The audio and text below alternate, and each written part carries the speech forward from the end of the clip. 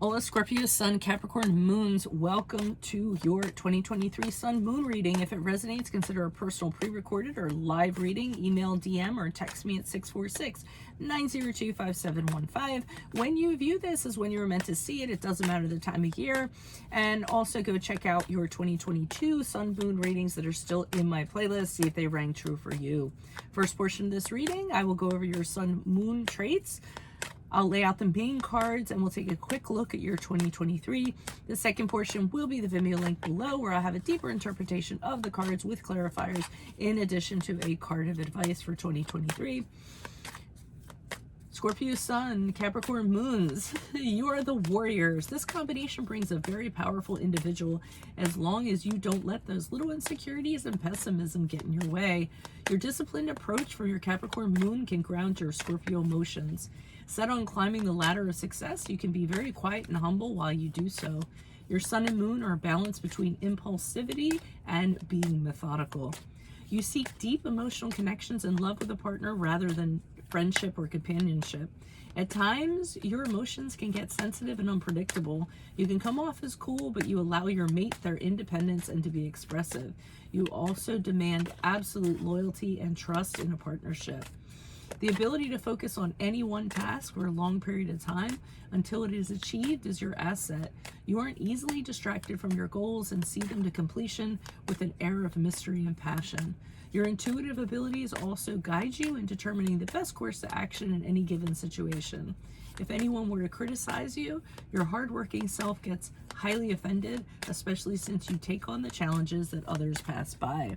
So, Holy Spirit, angels, divine guides, universe, can you please provide your truth, your wisdom, your clarity, and your insight for Scorpio Sun, Capricorn Moons for the year 2023? What do you see? What do they need to know to reach your higher ground, become closer to universe and closer to divine through your messages? Any messages you have will be greatly appreciated. We thank you. What do you see? What do they need to know? What do you see for January, February, March for Scorpio, Sun, Capricorn, Moons? We have the Six of Swords in the upright. What do you see for April, May, June for Scorpio, Sun, Capricorn, Moons? You have the Eight of Swords in the upright. What do you see for July, August, September? We have the Four of Wands in the reverse. Also, check me out on Facebook, Instagram, like, share, subscribe, or donate in the links below. Anything in support of my channel, always appreciated. And we end on the Page of Swords in the reverse. Wow. Okay. For October, November, December. First thing I'm going to say with these readings, especially when it looks like it's pointing towards something negative, okay? The purpose of these readings are kind of a heads up so that when you come upon something, you can kind of figure out what is your plan B going to be? What are you going to do to avoid this? And it's always good to like think this out ahead of time so that these scenarios don't kind of, come upon you. Okay. That does not mean that this is absolutely going to happen. All right. If you see this and it resonates and you start coming upon it in 2023, you can say, oh, Veronica, said this or that, and maybe I should implement that advice, or maybe I should think about how I can choose another path in order for this to kind of play out. Okay. So January, February, and March, I see the Six of Swords in the upright. I see you moving away from something, okay? This could be mentally, could be spiritually, could be physically. Typically, the Six of Swords is you just pack up all your stuff and you go, and you're leaving something behind you, and it's very necessary for your soul in order to do so.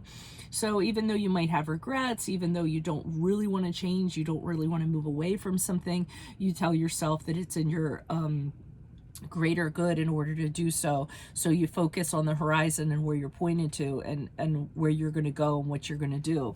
Now, the problem is in April, May, June, I see you as the Eight of Swords in the upright, which is an indicator that you've landed yourself in a situation that is very similar to similar situations that you have been in.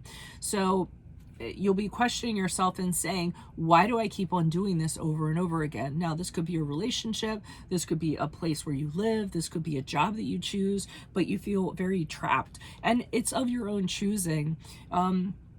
you don't have the realization that you keep on playing out the same scene in your life until you kind of get into it.